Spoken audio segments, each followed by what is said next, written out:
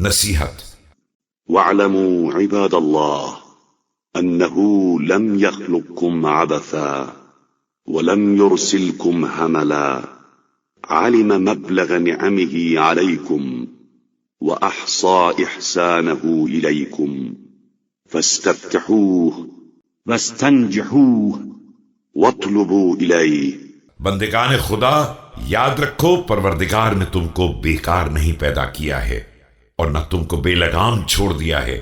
وہ تم کو دی جانے والی نعمتوں کے حدود کو جانتا ہے اور تم پر کیے جانے والے احسانات کا شمار رکھتا ہے، لہذا اس سے کامرانی اور کامیابی کا تقاضا کرو، اس کی طرف دست طلب بڑھاؤ۔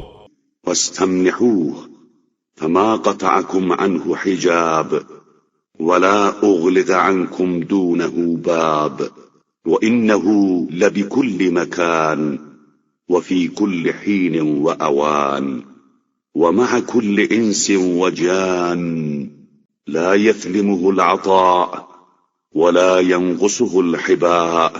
اور اس سے عطایا کا مطالبہ کرو، کوئی حجاب تمہیں اس سے جدا نہیں کر سکتا ہے اور کوئی دروازہ اس کا تم پر بند نہیں ہو سکتا ہے۔ وہ ہر جگہ اور ہر آن موجود ہے، ہر انسان اور ہر جن کے ساتھ ہے۔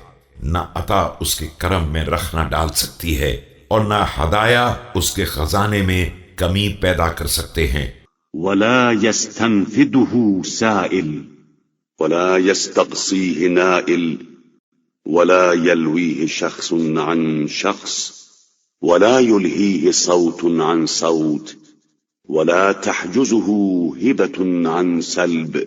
کوئی سائل اس کے خزانے کو خالی نہیں کر سکتا ہے اور کوئی عطیہ اس کے کرم کی انتہا کو نہیں پہنچ سکتا ہے۔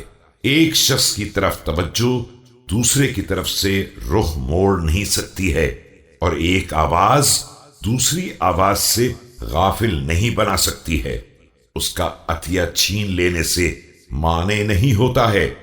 ولا يشغله غضب عن رحمة ولا تولهه رحمة عن عقاب ولا يجنه البطون عن الظهور ولا يقطعه الظهور عن البطون قرب فناء وعلى فدنا وظهر فبطن وبطن فعلن۔